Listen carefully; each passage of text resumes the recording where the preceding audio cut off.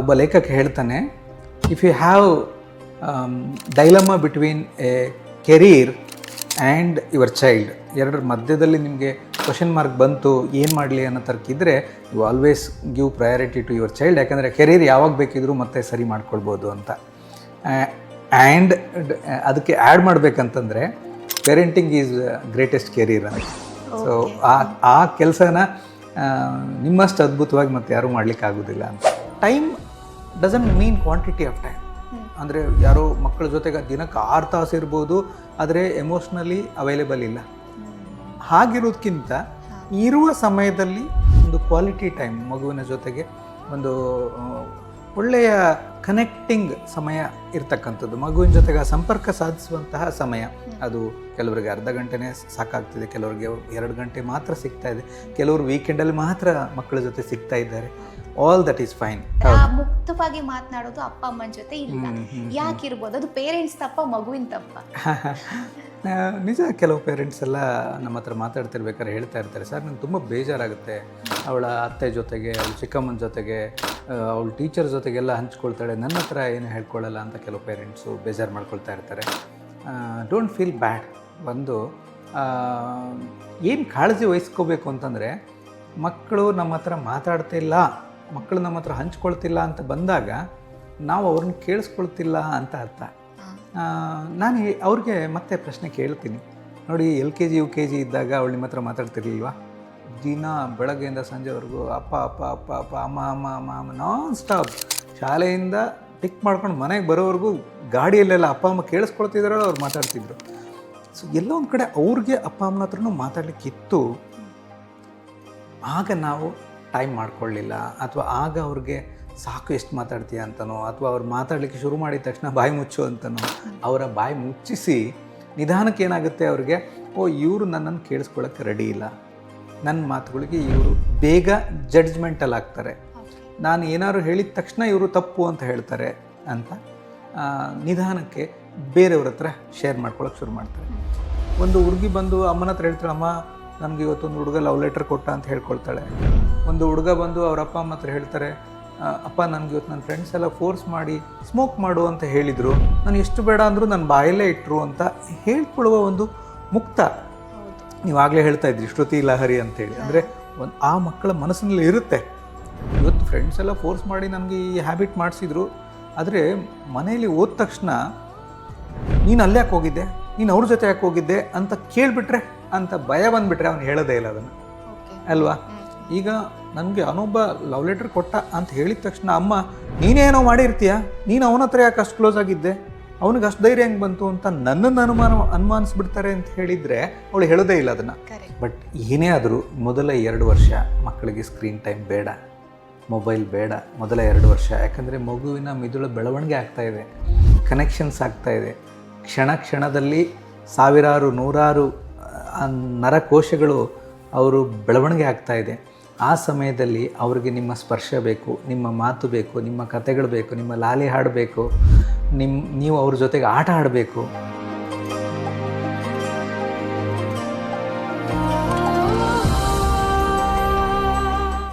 ನಮಸ್ಕಾರ ವೀಕ್ಷಕರೇ, ನಾನು ಶ್ರುತಿ ಶಂಕರ್. ಶ್ರುತಿ ಲಹರಿ ಪಾಡ್ಕಾಸ್ಟ್ಗೆ ಎಲ್ರಿಗೂ ಸ್ವಾಗತ. ಇವತ್ತು ಶ್ರುತಿ ಲಹರಿಯ ಮೊದಲ ಸಂಚಿಕೆಯನ್ನು ಆರಂಭ ಮಾಡ್ತಾ ಇದ್ದೇವೆ. ಎಲ್ಲರೂ ಕೇಳ್ತಾ ಇದ್ದಾರೆ, ಏನಪ್ಪ ಇದು ಶ್ರುತಿ ಲಹರಿ ಅಂದರೆ? ಅದಕ್ಕೆ ನಾನು ಇವತ್ತು ವಿವರಣೆಯನ್ನು ಕೊಡ್ತೀನಿ. ಶ್ರುತಿ ಅಂದರೆ ನಾದ, ಧ್ವನಿ, ಮನಸ್ಸೊಳಗಿರುವಂಥ ಮಾತು ಅಂತ. ಲಹರಿ ಅಂದರೆ ಹರಿವು, ಅಲೆ. ಹಾಗಾಗಿ ಮನಸ್ಸೊಳಗಿರೋ ಮಾತನ್ನು ಅಲೆಗಳ ರೀತಿ, ಹರಿವಿನ ರೀತಿ ಇನ್ನೊಂದು ಮನಸ್ಸಿಗೆ ತಲುಪಿಸುವಂಥ ಕಾರ್ಯಕ್ರಮವೇ ಶ್ರುತಿ ಲಹರಿ ಪಾಡ್ಕಾಸ್ಟ್ ಕಾರ್ಯಕ್ರಮ. ಬಹಳ ವಿಶೇಷವಾಗಿ ಇವತ್ತಿನ ನಮ್ಮ ಈ ಪಾಡ್ಕಾಸ್ಟ್ ಸಂಚಿಕೆಯಲ್ಲಿ ಮೊದಲ ಅತಿಥಿಯಾಗಿ ನಮ್ಮ ಜೊತೆಗಿದ್ದಾರೆ ಡಾಕ್ಟರ್ ವಿರೂಪಾಕ್ಷ ದೇವರಮನೆ ಅವರು. ಸರ್, ಕಾರ್ಯಕ್ರಮಕ್ಕೆ ಸ್ವಾಗತ. Thank you madam. ಓಕೆ, ವಿಶೇಷವಾಗಿ ನಾನು ಇವರನ್ನ ಯಾಕೆ ಆಯ್ಕೆ ಮಾಡಿಕೊಂಡೆ ಅಂತ ಹೇಳಿದ್ರೆ, ಇವರು ಮಾತನಾಡುವಂಥ ವಿಚಾರಗಳು, ಇವರು ಬರೆಯುವಂಥ ವಿಚಾರಗಳು ಪ್ರಸ್ತುತ ಸಮಾಜಕ್ಕೆ ಅತಿ ಅಗತ್ಯ ಇರುವಂಥ ವಿಚಾರಗಳು. ಇವರು ಖ್ಯಾತ ಮನೋವೈದ್ಯರು ಹಾಗೂ ಲೇಖಕರು. ಸುಮಾರು 12ಕ್ಕೂ ಹೆಚ್ಚಿನ ಪುಸ್ತಕಗಳನ್ನು ಅವರು ಬರೆದಿದ್ದಾರೆ.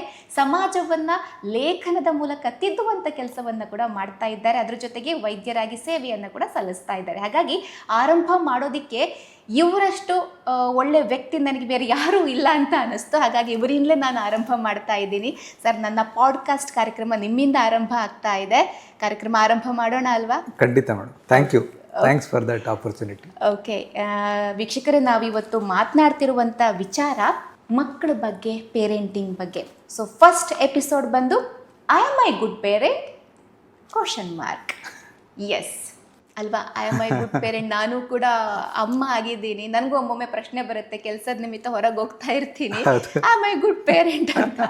ಸೊ ನಾವೆಲ್ಲ ಹೇಗಂದರೆ ಹಿಂದಿನ ಅಪ್ಪ ಅಮ್ಮಂಗೆ ಕಂಪೇರ್ ಮಾಡಿದ್ರೆ ಬೆಸ್ಟ್ ಅಂತ ನಾನು ಹೇಳ್ತೀನಿ. ಯಾಕಂದ್ರೆ ಮಕ್ಕಳ ಬಗ್ಗೆ ನಾವು ತುಂಬಾ ಯೋಚನೆ ಮಾಡ್ತೀವಿ. ಭವಿಷ್ಯ ಸೇಫ್ ಆಗಿರ್ಬೇಕು ಅಂತ ಒಂದಷ್ಟು ಫಿನಾನ್ಷಿಯಲಿ ಸ್ಟೇಬಲ್ ಆಗೋದಿಕ್ಕೆ ಟ್ರೈ ಮಾಡ್ತೀವಿ, ಅವ್ರ ಎಜುಕೇಷನಿಗೋ ಮದುವೆಗೋ ಮತ್ತೊಂದು ಇನ್ನೊಂದು ಅಂತ. ಬಟ್ ಈ ಪ್ರೋಸೆಸ್ ಏನಿದೆ, ಈ ಪ್ರೋಸೆಸ್ಸಲ್ಲಿ ಆ ಮಗುಗೆ ಸಮಯ ಕೊಡೋದನ್ನು ನಾವು ಮಿಸ್ ಮಾಡ್ತಾ ಇದ್ದೀವಿ. ಅನ್ಸಲ್ವಾ ಸರ್? ನಿಮಗೆ ಏನು ಹೇಳ್ತೀರಿ? ಮಗುಗೆ ಈ ಕ್ಷಣಕ್ಕೆ ಏನು ಬೇಕು? ನೀವು ಹೇಳಿದ ಪ್ರಶ್ನೆ ಇತ್ತಲ್ಲ ಮೊದಲು, ಪ್ರಶ್ನೆ ಮಾಡ್ಕೊಳ್ಳುವಂಥದ್ದು ಆಮ್ ಐ ಗುಡ್ ಪೇರೆಂಟ್ ಅಂತ. ತುಂಬ ಸಂತೋಷದ ವಿಷಯ ಏನಂತಂದರೆ, ಹಿಂದಿನ ದಶಕಗಳಿಗೆ ಹೋಲಿಕೆ ಮಾಡಿಕೊಂಡ್ರೆ ಇತ್ತೀಚಿನ ಪೋಷಕರು ಮಕ್ಕಳ ಬಗ್ಗೆ ತುಂಬ ಚಿಂತೆ ಮಾಡ್ತಿದ್ದಾರೆ, ತುಂಬ ಆಲೋಚನೆ ಮಾಡ್ತಿದ್ದಾರೆ. ಇದು ಮೊದಲ ಬಾರಿಗೆ ಇತ್ತೀಚಿನ ದಶಕಗಳಲ್ಲಿ ಪ್ರಶ್ನೆ ಮಾಡ್ಕೊಳ್ಳೋ ಶುರುವಾಗಿದೆ, ನಾನು ಒಳ್ಳೆ ಅಪ್ಪನ ಒಳ್ಳೆ ಅಮ್ಮನ ಅಂತ. ಬಹುಶಃ ನಾವು ಬಾಲಕರಿದ್ದಾಗ ನಮ್ಮ ಅಪ್ಪ ಅಮ್ಮಗಳು ಇದನ್ನು ಪ್ರಶ್ನೆನೇ ಮಾಡ್ಕೊಳ್ತಿರ್ಲಿಲ್ಲ ಅನಿಸುತ್ತೆ. ಸೊ ಅದು ಅವತ್ತಿನ ಅಗತ್ಯಗಳಿಗೆ ತಕ್ಕಾಗೆ ಇರ್ತಿತ್ತು ಅಂತ ಇಟ್ಕೊಳ್ಳೋಣ. ಯಾಕೆಂದರೆ ಆ ಪೇರೆಂಟ್ ಸಬ್ಸ್ಟ್ಯೂಟ್ ಅನ್ನೋಂಥದ್ದು ಇರ್ತಾಯಿತ್ತು. ಫಾದರ್ ಸಬ್ಸ್ಟ್ಯೂಟ್ಸ್, ಮದರ್ ಸಬ್ಸ್ಟ್ಯೂಟ್ಸ್ ಅನ್ನೋಂಥದ್ದು ಇರ್ತಾಯಿತ್ತು. ಇವತ್ತಿನ ಈ ಪ್ರಸಕ್ತ ಬದುಕಿನಲ್ಲಿ ಏನಾಗಿದೆ ಅಂತಂದರೆ ನ್ಯೂಕ್ಲಿಯರ್ ಫ್ಯಾಮಿಲೀಸ್ ಜಾಸ್ತಿ ಆಗಿದೆ. ಹಾಗಾಗಿ ಮನೇಲಿರೋದು ಕೇವಲ ಅಪ್ಪ ಅಮ್ಮ ಮಗು ಅನ್ನೋದು ಮಾತ್ರ ಆಗಿರೋದ್ರಿಂದ ಈಗ ನಾನು ಒಳ್ಳೆಯ ಪೇರೆಂಟಾ ಅಥವಾ ನಾನು ಪೇರೆಂಟಾಗಿ ನನ್ನ ಕೆಲಸಗಳೆಲ್ಲ ಮಾಡ್ತಾ ಇದ್ದೀನಾ ಅಂತ ಪ್ರಶ್ನೆ ಮಾಡ್ಕೊಳ್ಳೋಂಥದ್ರದ್ದು ಅಗತ್ಯ ಇದೆ. ಸೊ ತಾವು ಕೇಳಿದ್ರಿ, ಈಗ ಇನ್ವೇರಿಯಬಲಿ ಹೆಚ್ಚಿನ ಪೋಷಕರು ಇಬ್ಬರು ದಂಪತಿಗಳು ಕೆಲಸದಲ್ಲಿ ಇರೋದ್ರಿಂದ ಹೊರಗಡೆ ದುಡಿಬೇಕು ಮತ್ತು ಮನೆಗೆ ಬಂದು ಮಕ್ಕಳನ್ನು ನೋಡ್ಕೊಳ್ಬೇಕು. ಅವ್ರಿಗೆ ಎರಡೂ ಇಷ್ಟ, ಏನೋ ಕೆಲಸನೂ ಮಾಡಬೇಕು ಮತ್ತು ಮಕ್ಕಳನ್ನು ಚೆನ್ನಾಗಿ ನೋಡ್ಕೊಳ್ಬೇಕು ಅಂತ. ಎರಡೂ ಯಾವುದರಲ್ಲೂ ಏನೋ ಸ್ಯಾಕ್ರಿಫೈಸ್ ಮಾಡ್ಕೊಳ್ಳೋಕೆ ಇಷ್ಟ ಇರಲ್ಲ. ಆದರೆ ಒಬ್ಬ ಲೇಖಕ ಹೇಳ್ತಾನೆ, if you have dilemma between a career and your child, ಎರಡರ ಮಧ್ಯದಲ್ಲಿ ನಿಮಗೆ ಕ್ವಶನ್ ಮಾರ್ಕ್ ಬಂತು, ಏನು ಮಾಡಲಿ ಅನ್ನೋ ತರ್ಕಿದ್ರೆ, you always give priority to your child. ಯಾಕಂದರೆ ಕೆರೀರ್ ಯಾವಾಗ ಬೇಕಿದ್ರೂ ಮತ್ತೆ ಸರಿ ಮಾಡ್ಕೊಳ್ಬೋದು ಅಂತ. ಆ್ಯಂಡ್ ಅದಕ್ಕೆ ಆ್ಯಡ್ ಮಾಡಬೇಕಂತಂದರೆ ಪೇರೆಂಟಿಂಗ್ ಈಸ್ ಗ್ರೇಟೆಸ್ಟ್ ಕೆರೀರ್ ಅಂತ. ಸೊ ಆ ಕೆಲಸನ ನಿಮ್ಮಷ್ಟು ಅದ್ಭುತವಾಗಿ ಮತ್ತೆ ಯಾರೂ ಮಾಡಲಿಕ್ಕಾಗೋದಿಲ್ಲ ಅಂತ. ನಿಮ್ಮ ಮಗುವಿಗೆ ನೀವೇ ಅದ್ಭುತ ಪೇರೆಂಟು. ಹಾಗಾಗಿ ಆಮ್ ಐ ಗುಡ್ ಪೇರೆಂಟ್ ಅಂತ ಪ್ರಶ್ನೆ ಬಂದಾಗ ನಿಮಗೆ ಅನ್ನಿಸಿದರೆ ಎಲ್ಲೋ ಒಂದು ಕಡೆ ನಾನು ಇನ್ನೂ ಒಳ್ಳೆ ಪೇರೆಂಟ್ ಆಗಬಹುದು, ಆಗಬೇಕು ಅಂತ ಅನಿಸ್ತಾ ಇದ್ದರೆ that's A positive thing. Am I good parent ಅಂತೇಳಿ ನೀವು ತುಂಬ ಬೇಸರ ಮಾಡಿಕೊಂಡು, ಅಯ್ಯೋ ನಾನು ಮಗುಗೆ ಸಮಯ ಕೊಡ್ತಾ ಇಲ್ಲ, ನಾನು ಒಳ್ಳೆ ಪೇರೆಂಟ್ ಅಲ್ಲ ಅಂತ ಅಪರಾಧಿ ಭಾವನೆ ಮಾಡ್ಕೊಳ್ಳೋ ಅವಶ್ಯಕತೆ ಇಲ್ಲ. ನಿಮಗೆ ಆ ಕ್ವಶನ್ ಬರ್ತಾ ಇದೆ ಅಂದ ತಕ್ಷಣ ಕ್ವಶನ್ ಬರಬೇಕು. ಬರ್ತಾ ಇದೆ ಅಂದರೆ how best I can do, ಇನ್ನೂ ಹೇಗೆ ಹೆಚ್ಚಿನ ಟೈಮ್ ನನ್ನ ಮಗು ಕೊಡ್ಬೋದು. Time doesn't mean quantity of time. ಅಂದರೆ ಯಾರೋ ಮಕ್ಕಳ ಜೊತೆಗೆ ದಿನಕ್ಕೆ 6 ತಾಸು ಇರ್ಬೋದು, ಆದರೆ ಎಮೋಷ್ನಲಿ ಅವೈಲೇಬಲ್ ಇಲ್ಲ. ಹಾಗಿರೋದಕ್ಕಿಂತ ಇರುವ ಸಮಯದಲ್ಲಿ ಒಂದು ಕ್ವಾಲಿಟಿ ಟೈಮ್ ಮಗುವಿನ ಜೊತೆಗೆ ಒಂದು ಒಳ್ಳೆಯ ಕನೆಕ್ಟಿಂಗ್ ಸಮಯ ಇರ್ತಕ್ಕಂಥದ್ದು, ಮಗುವಿನ ಜೊತೆಗೆ ಆ ಸಂಪರ್ಕ ಸಾಧಿಸುವಂತಹ ಸಮಯ. ಅದು ಕೆಲವರಿಗೆ ಅರ್ಧ ಗಂಟೆನೇ ಸಾಕಾಗ್ತಿದೆ, ಕೆಲವರಿಗೆ 2 ಗಂಟೆ ಮಾತ್ರ ಸಿಗ್ತಾ ಇದೆ, ಕೆಲವರು ವೀಕೆಂಡಲ್ಲಿ ಮಾತ್ರ ಮಕ್ಕಳ ಜೊತೆ ಸಿಗ್ತಾ ಇದ್ದಾರೆ. All that is fine. But as long as ಅವರು ಮಕ್ಕಳ ಜೊತೆಗೆ ನಾನು ಸಮಯ ಕಳಿಬೇಕು, ನನ್ನ ಸಿಕ್ಕ ಸಮಯವನ್ನು ಮಕ್ಕಳಿಗೆ ಡೆಡಿಕೇಟ್, ಸಿಕ್ಕಂದರೆ ಎಲ್ಲ ಕೆಲಸ ಮುಗಿಸಿ ಬಾಕಿ ಸಿಕ್ಕಿದ್ದಲ್ಲ, ಮಕ್ಕಳಿಗೋಸ್ಕರ ನಾನು ಸಮಯ ಮಾಡಿಕೊಂಡಿದ್ದನ್ನು ಮತ್ತು ಕಾನ್ಷಿಯಸ್ ಪೇರೆಂಟಿಂಗ್ ಅಂದರೆ ನನ್ನ ಉಳಿದೆಲ್ಲ ಕೆಲಸಗಳ ಮಧ್ಯೆ ಒಂದು ಭಾಗ ನಾನು ಮಗುವಿಗೋಸ್ಕರ ಮೀಸಲಿಟ್ಟಿರ್ತೇನೆ ಅಂತ ಆ ರೀತಿಯ ಒಂದು ಆಲೋಚನೆಗಳಲ್ಲಿ ಮಕ್ಕಳನ್ನು ಇಟ್ಕೊಳ್ಳುವಂಥದ್ದು ತುಂಬ ಮುಖ್ಯ ಅಂತ ಅನಿಸುತ್ತೆ ನನಗೆ. ಓಕೆ, ಇನ್ನೊಂದು ವಿಚಾರ ಅಂದರೆ ಅರ್ಬನ್ ಏರಿಯಾಗಳಲ್ಲಿ, ಅರ್ಬನ್ ಅಂತಲ್ಲ ಸಾಮಾನ್ಯವಾಗಿ ಎಲ್ಲ ಕಡೆಗಳು ಕೂಡ ಪೇರೆಂಟ್ಸ್ ಹಾಗೂ ಚೈಲ್ಡ್ ಮಧ್ಯೆ ಒಂದು ಗ್ಯಾಪ್ ಇದೆ ಅಂತ ಅನಿಸುತ್ತೆ ನನಗೆ. ಯಾಕೆ ಈ ಪ್ರಶ್ನೆ ಅಂತ ಹೇಳಿದ್ರೆ, ಮಗು ಮುಕ್ತವಾಗಿ ಅಪ್ಪ ಅಮ್ಮನ ಜೊತೆ ಮಾತನಾಡೋದಿಲ್ಲ. ಅದು ಫ್ರೆಂಡ್ಸ್ ಜೊತೆ ಓಪನ್ ಆಗಿ ಮಾತಾಡುತ್ತೆ ಅಥವಾ ಕಸಿನ್ಸ್ ಜೊತೆ ರಿಲೇಟಿವ್ಸ್ ಬೇರೆ ರಿಲೇಟಿವ್ಸ್ ಜೊತೆ ಓಪನ್ ಆಗಿ ಮಾತಾಡ್ತಾರೆ. ಆ ಮುಕ್ತವಾಗಿ ಮಾತನಾಡೋದು ಅಪ್ಪ ಅಮ್ಮನ ಜೊತೆ ಇಲ್ಲ. ಯಾಕಿರ್ಬೋದು? ಅದು ಪೇರೆಂಟ್ಸ್ ತಪ್ಪ, ಮಗುವಿನ ತಪ್ಪ? ನಿಜ, ಕೆಲವು ಪೇರೆಂಟ್ಸ್ ಎಲ್ಲ ನಮ್ಮ ಹತ್ರ ಮಾತಾಡ್ತಿರ್ಬೇಕಾದ್ರೆ ಹೇಳ್ತಾ ಇರ್ತಾರೆ, ಸರ್ ನಂಗೆ ತುಂಬ ಬೇಜಾರಾಗುತ್ತೆ, ಅವಳ ಅತ್ತೆ ಜೊತೆಗೆ, ಅವಳು ಚಿಕ್ಕಮ್ಮನ ಜೊತೆಗೆ, ಅವಳು ಟೀಚರ್ ಜೊತೆಗೆಲ್ಲ ಹಂಚ್ಕೊಳ್ತಾಳೆ, ನನ್ನ ಹತ್ರ ಏನು ಹೇಳ್ಕೊಳ್ಳಲ್ಲ ಅಂತ ಕೆಲವು ಪೇರೆಂಟ್ಸು ಬೇಜಾರು ಮಾಡ್ಕೊಳ್ತಾ ಇರ್ತಾರೆ. Don't feel bad. ಒಂದು ಏನು ಕಾಳಜಿ ವಹಿಸ್ಕೋಬೇಕು ಅಂತಂದರೆ, ಮಕ್ಕಳು ನಮ್ಮ ಹತ್ರ ಮಾತಾಡ್ತಿಲ್ಲ, ಮಕ್ಕಳು ನಮ್ಮ ಹತ್ರ ಹಂಚ್ಕೊಳ್ತಿಲ್ಲ ಅಂತ ಬಂದಾಗ ನಾವು ಅವ್ರನ್ನ ಕೇಳಿಸ್ಕೊಳ್ತಿಲ್ಲ ಅಂತ ಅರ್ಥ. ನಾನು ಅವ್ರಿಗೆ ಮತ್ತೆ ಪ್ರಶ್ನೆ ಕೇಳ್ತೀನಿ, ನೋಡಿ LKG UKG ಇದ್ದಾಗ ಅವಳು ನಿಮ್ಮ ಹತ್ರ ಮಾತಾಡ್ತಿರ್ಲಿಲ್ವಾ? ದಿನ ಬೆಳಗ್ಗೆಯಿಂದ ಸಂಜೆವರೆಗೂ ಅಪ್ಪ ಅಪ್ಪ ಅಪ್ಪ ಅಪ್ಪ ಅಮ್ಮ ಅಮ್ಮ ಅಮ್ಮ ಅಮ್ಮ ನಾನ್ ಸ್ಟಾಪ್. ಶಾಲೆಯಿಂದ ಪಿಕ್ ಮಾಡ್ಕೊಂಡು ಮನೆಗೆ ಬರೋವರೆಗೂ ಗಾಡಿಯಲ್ಲೆಲ್ಲ ಅಪ್ಪ ಅಮ್ಮ ಕೇಳಿಸ್ಕೊಳ್ತಿದ್ರಲ್ಲ ಅವ್ರು ಮಾತಾಡ್ತಿದ್ರು. ಸೊ ಎಲ್ಲೋ ಒಂದು ಕಡೆ ಅವ್ರಿಗೆ ಅಪ್ಪ ಅಮ್ಮನ ಹತ್ರನೂ ಮಾತಾಡಲಿಕ್ಕಿತ್ತು. ಆಗ ನಾವು ಟೈಮ್ ಮಾಡ್ಕೊಳ್ಳಿಲ್ಲ, ಅಥವಾ ಆಗ ಅವ್ರಿಗೆ ಸಾಕು ಎಷ್ಟು ಮಾತಾಡ್ತೀಯ ಅಂತನೋ, ಅಥವಾ ಅವ್ರು ಮಾತಾಡಲಿಕ್ಕೆ ಶುರು ಮಾಡಿದ ತಕ್ಷಣ ಬಾಯಿ ಮುಚ್ಚು ಅಂತನೋ, ಅವರ ಬಾಯಿ ಮುಚ್ಚಿಸಿ ನಿಧಾನಕ್ಕೆ ಏನಾಗುತ್ತೆ ಅವ್ರಿಗೆ, ಇವರು ನನ್ನನ್ನು ಕೇಳಿಸ್ಕೊಳ್ಳೋಕ್ಕೆ ರೆಡಿ ಇಲ್ಲ, ನನ್ನ ಮಾತುಗಳಿಗೆ ಇವರು ಬೇಗ ಜಡ್ಜ್ಮೆಂಟಲ್ಲಿ ಆಗ್ತಾರೆ, ನಾನು ಏನಾದ್ರು ಹೇಳಿದ ತಕ್ಷಣ ಇವರು ತಪ್ಪು ಅಂತ ಹೇಳ್ತಾರೆ ಅಂತ ನಿಧಾನಕ್ಕೆ ಬೇರೆಯವ್ರ ಹತ್ರ ಶೇರ್ ಮಾಡ್ಕೊಳ್ಳೋಕೆ ಶುರು ಮಾಡ್ತಾರೆ.